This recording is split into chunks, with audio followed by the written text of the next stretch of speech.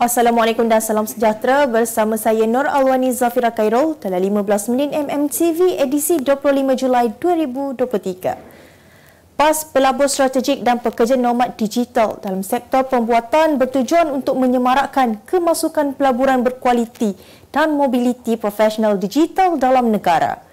Perdana Menteri Datuk Seri Anwar Ibrahim berkata kerajaan serius untuk terus menambah baik dan memperkasa ekosistem serta lanskap pelaburan negara bagi mengekal dan menggalakkan lagi pelaburan langsung asing seperti yang ditekankan sebelum ini. Terdahulu, Anwar hadir menyampaikan PAS pelabur strategik dan pekerja nomad digital dalam sektor pembuatan di bangunan Perdana Putra Putrajaya semalam, yang turut dihadiri Menteri Pelaburan, Perdagangan dan Industri Datuk Seri Tengku Zafrul Abdul Aziz. Sebelum ini, kerajaan mengumumkan hasrat untuk memperluas skop PAS lawatan profesional nomad digital untuk merangkumi kemahiran berkaitan pembuatan bagi membolehkan profesional yang layak berpeluang berpindah ke Malaysia dan bekerja secara bebas sehingga 2 tahun. Tindakan tersebut kemudian disifatkan oleh penganalisis ekonomi dapat melonjakkan daya tarikan Malaysia dalam kalangan pelabur asing. Veteran DAP Lim Kit Siang menegaskan bahawa beliau bersedia untuk memfailkan sama fitnah terhadap Tan Sri Anwar Musa berikutan dakwaannya yang menafikan memfitnah veteran DAP itu berhubung rusuhan kaum berdarah pada 13 Mei 1969. Peguam Lim Sagit Kaudio mengesahkan perkara itu pagi tadi selepas menerima surat maklum balas daripada pasukan Peguam Anwar pada 21 Julai yang lalu. Anwar menegaskan bahawa ucapannya pada 6 Julai adalah berdasarkan fakta, sah dan wajar serta tidak berniat jahat atau menfitnah. Terdahulu pada 10 Julai lalu, Lim menyampaikan surat tuntutan kepada Anwar berhubung dakwaan mengaitkannya dengan rusuhan kaum yang menyaksikan ramai terbunuh itu dan menuntut penarikan balik kenyataan Anwar yang didakwa memfitnah, permohonan maaf dan sejumlah ganti rugi untuk dipatuhi dalam tempoh 14 hari dari tarikh surat berkenaan. Menerusi surat itu, Lim menambah dia berhak memfailkan tindakan undang-undang sekiranya Anwar gagal mematuhi tuntutannya. Timbalan Ketua Polis Negara Datuk Seri Ayub Han Maiden Piche menjelaskan Polis Diraja Malaysia tidak sempat mengambil tindakan terhadap kumpulan kontroversi The 1975 susulan mereka sudah meninggalkan negara ini sebelum laporan dibuat. Jelasnya pihak polis hanya menerima laporan selepas hampir 16 jam kejadian itu berlaku, sedangkan kumpulan itu telah pun berlepas lebih awal pada 22 Julai lalu. Tambahnya, setakat ini sebanyak 18 laporan polis sudah dibuat dan kes disiasat di bawah Seksyen 509 Kanun Kesesaan, Seksyen 504 Kanun Kesesaan serta Seksyen 14 Akta Kesalahan Kecil. Mengulas lanjut, ujarnya setakat ini sekiranya ada proses pendakwaan kumpulan The 1975, PDRM akan berurusan dengan pihak berkuasa UK dan tidak perlu melibatkan polis antarabangsa kerana kesalahan dilakukan di Malaysia dan bukannya luar negara. Kerajaan akan membayar 1.2 juta ringgit sebagai penyelesaian penuh terhadap saman yang difailkan keluarga orang asli berhubung kehilangan 7 anak mereka dari asrama sekolah di pos Tohor Gua Musang di Kelantan 8 tahun lalu. Berdasarkan terma penyelesaian kedua-dua pihak mencapai persetujuan bahawa pihak defendant membayar 1.2 juta ringgit dan kos RM60,000 sebagai jumlah penyelesaian penuh dan muktamad bagi kes itu. Penyelesaian penuh dan muktamad kes itu juga adalah tanpa sebarang perakuan liability daripada semua defendant. Selain itu, pihak ketiga iaitu syarikat insurans bersetuju membayar RM150,000 termasuk kos sebagai penyelesaian penuh dan muktamad bagi semua kes saman itu. Pada 2018, plaintiff memfailkan saman itu terhadap 9 defendant atas pelanggaran kewajipan perlembagaan, kewajipan statutori dan kewajipan fidusiari menyebabkan 7 kanak-kanak orang asli yang bersekolah di Sekolah Rendah Pos Tohor Gua Musang hilang selama 47 hari. Mereka menamakan Kerajaan Malaysia, Menteri Pendidikan, Ketua Pengarah Pelajaran, Guru Besar Sekolah, Warden Asrama, Menteri Kemajuan Luar Bandar, Ketua Pengarah Jabatan Kemajuan Orang Asli, Ketua Polis Negara dan Ketua Polis Daerah Gua Musang sebagai defendant. Utusan Malaysia dan Cosmo melancarkan satu lagi produk terbaru. Apa yang ada dalam Iklanega? Ia adalah platform yang tepat dan efektif untuk mengiklan antaranya berbagai jenis notis, cautan kosong, hartanah, tender, kenderaan, mencari wali atau waris dan berbagai lagi. Apa yang anda cari? Semuanya ada di sini. 2 dalam 1. Layari iklaneka.utusan.com.my. Kita kembali lagi. Yang di-Pertua Dewan Rakyat Tan Sri Johari Abdul hari ini mengisytiharkan kerusi Parlimen P161 Pulai sebagai kosong susulan kematian penyandangnya Datuk Sri Salahuddin Ayub. Menurutnya, selaras dengan perkara 54 Perlembagaan Persekutuan, beliau telah mengemukakan suatu pemberitahuan bertarikh 25 Julai 2023 kepada pengerusi Suruhanjaya Pilihan Raya. Ujarnya, Parlimen Malaysia merakamkan ucapan takziah kepada seluruh ahli keluarga Allahyarham Salahuddin dan mendoakan semoga roh Allahyarham dicucuri rahmat dan ditempatkan dalam kalangan yang beriman serta beramal soleh. Salahuddin yang juga Menteri Perdagangan Dalam Negeri dan Kos Sara Hidup menghembuskan nafas terakhir pada pukul 9.23 malam di Hospital Sultanah Bahya, Alustar Kedah Ahad lalu.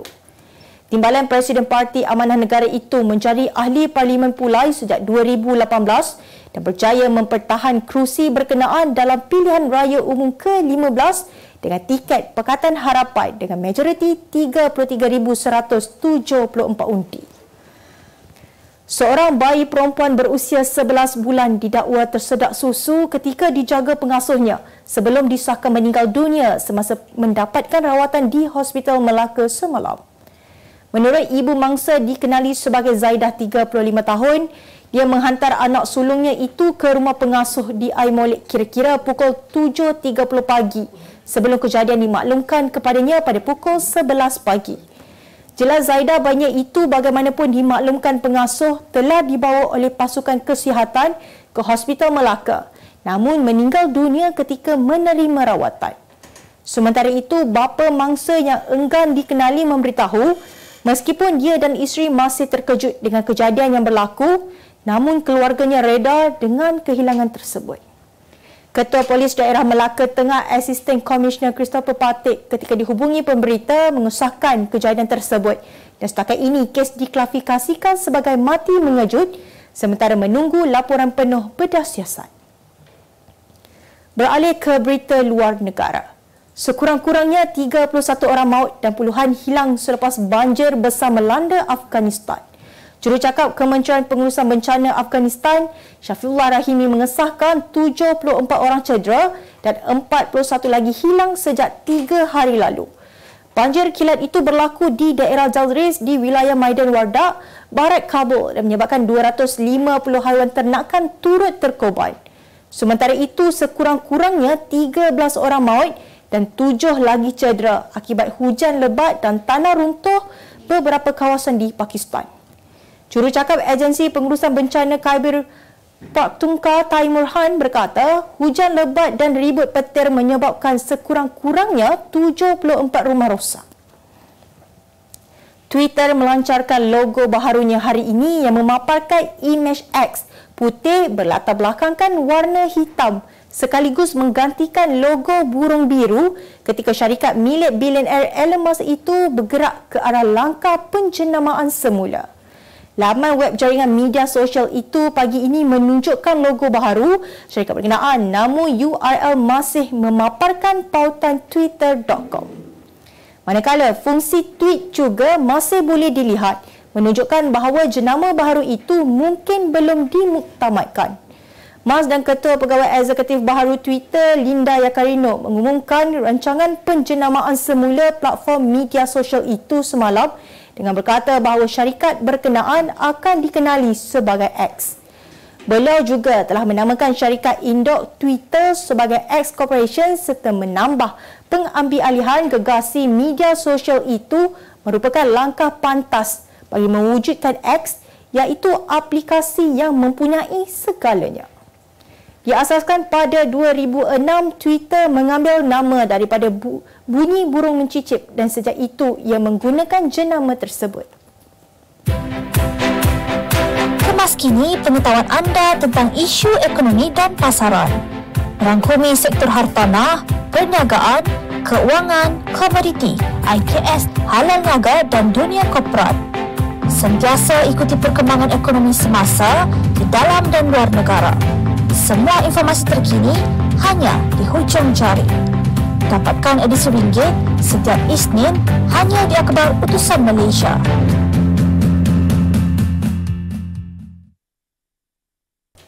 Kita teruskan ke berita ekonomi.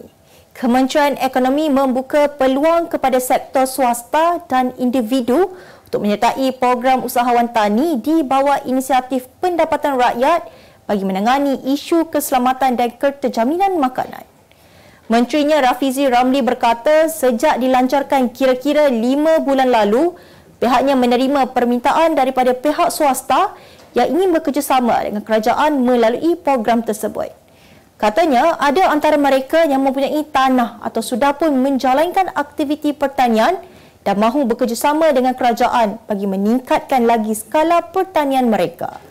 Tambahnya, sejak IPR dilancarkan pada 27 Februari lalu, Kementerian berjaya memperoleh sebanyak 404.6 hektar tanah milik sektor awal termasuk daripada agensi dan kerajaan negeri untuk bersama-sama dalam inisiatif tersebut.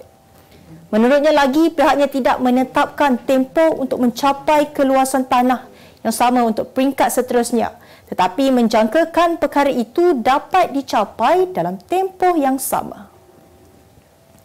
Inflasi Malaysia pada Jun menurun kepada 2.4% daripada 2.8% Mei lalu, terendah dalam 6 bulan pertama 2023 dengan mata indeks mencatatkan 130.4 berbanding 127.4 bulan sama tahun lalu, lapor Jabatan Perangkaan Malaysia.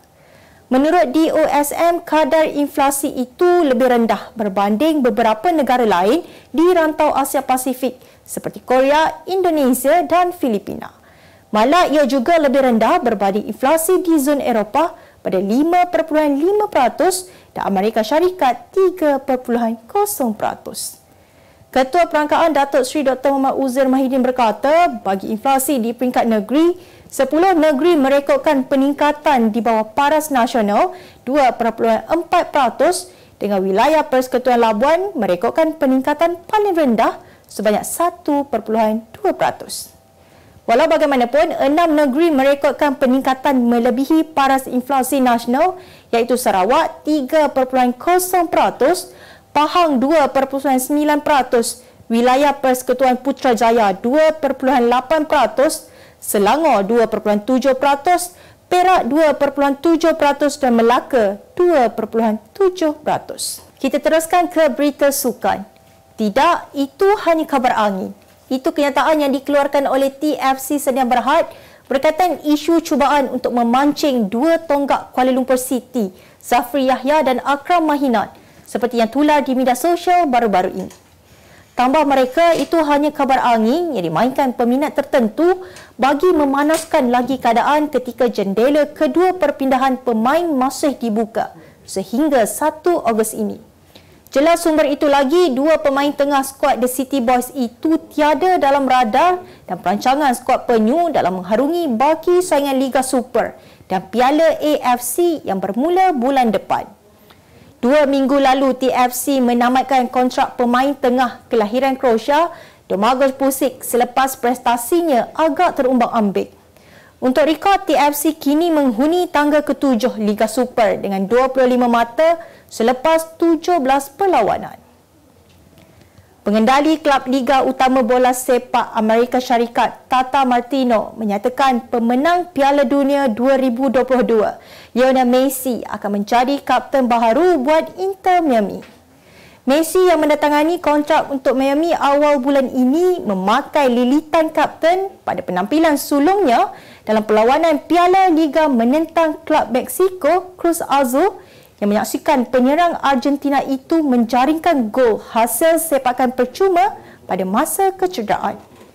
Untuk rekod kapten klub sebelum ini ialah pemain tengah Brazil, Gregory yang kini masih dibelenggu kecederaan. Inter Miami menutup peringkat kumpulan 2 perlawanan apabila mereka menerima kunjungan Atlanta United esok di Stadium Drive-In. Sekiranya Inter Miami berjaya menewaskan Atlanta, maka akan mencerahkan harapan pasukan untuk mara ke peringkat kalah mati Piala Liga selepas menang 2-1 ke atas Azul pada Sabtu lalu. Saingan Piala Liga merupakan kejohanan seperti Piala Dunia, namun ia menampilkan semua pasukan dari MLS dan Liga MX Mexico. Sebagai penutup 15 minit MMTV hari ini, saksikan laporan cuaca esok, Rabu 26 Julai 2023. Jangan lupa dapatkan akhbar utusan Malaysia dan Kosmo untuk berita-berita terkini dan menyeluruh. Sekian sahaja daripada saya, Nur Alwani Zafira Khairul. Assalamualaikum dan jumpa lagi.